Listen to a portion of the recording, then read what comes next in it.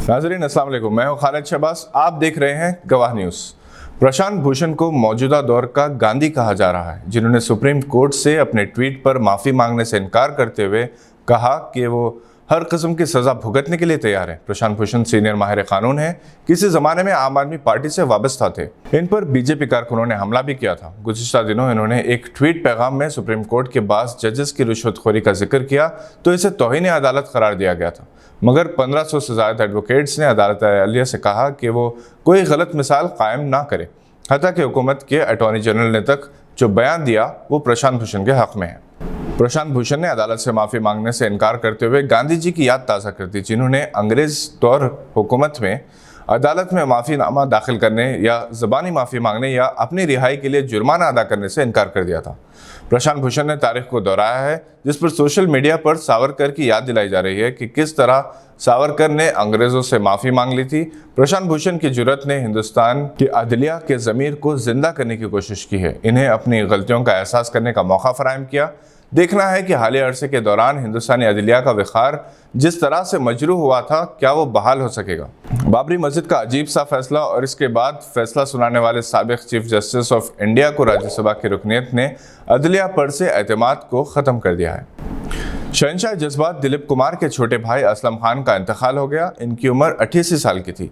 पिछले कुछ दिनों से कोरोना से मुतासिर थे।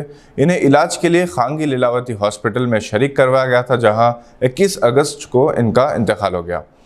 वो ब्लड प्रेशर, डायबिटीज़ के अलावा क़ल्ब के आर्जे में मुब्तला थे। वाज़ेह रहे कि दिलीप कुमार के दूसरे भाई 80 साला एहसान खान भी कोरोना से मुतासिर होने की वजह से लीलावती हॉस्पिटल में ज़ेर इलाज हैं।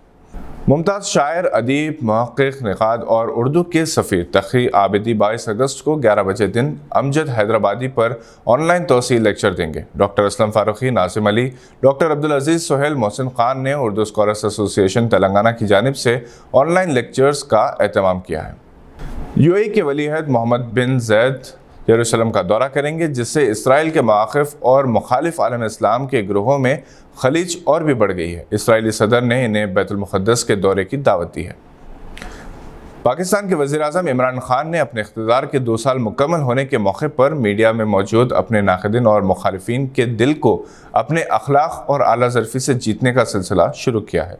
इन्होंने दुनिया टीवी चैनल के मशहूर एंकर कामरान को अपना इंटरव्यू लेने की दावत दी और इनसे कहा कि वो जितना चाहे तनकीद करें, मगर ये तनकीद तामीरी होनी चाहिए। एंकर कामरान इमरान खान की खुश अखलाक़ी, इनके रवैये से इस कदर मुतासिर हुए कि इन्होंने अपने एक खुसूसी प्रोग्राम में इमरान खान की तारीफ़ों के पुल बांध दिए।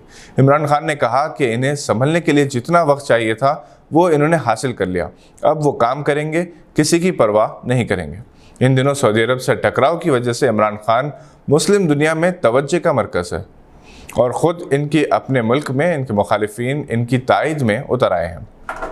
नागर कर्नूल ज़िले के अमराबाद में वाक़ Shri Salam hydel power project में जुमेरात की रात पैनल बोर्ड में अचानक ज़बरदस्त आग भड़क उठी और ज़ोरदार धमाके के बाद आग चारों तरफ फैल गई, जिसके नतीजे में प्लांट के 6 यूनिट्स में धुआं फैल गया। डिप्टी इंजीनियर पवन कुमार ने बताया कि हादसे के वक्त पावर प्लांट में 30 अमला मौजूद थे, जिनमें से 15 सुरंग के ज़रिए बाहर निकलने में कामयाब हो गए, जबकि सिक्योरिटी ने 6 दीगर अफराद को बाहर निकाल लिया। बकिया 9 मुलाजिमीन अंदर फंस गए हैं, इन्हें बाहर निकालने की कोशिश की जा रही है। प्लांट में फंसने वाले 9 मुलजिमीन में हैदराबाद की उज़मा फ़ातिमा भी शामिल हैं, जो असिस्टेंट इंजीनियर की हैसियत से खिदमत अंजाम दे रही हैं। ये थी आज की चंद अहम खबरों पर नज़र। अगर आपने अभी तक इस चैनल को सब्सक्राइब नहीं किया तो सब्सक्राइब ज़रूर करें और देखते रहिए गवाह न्यूज़।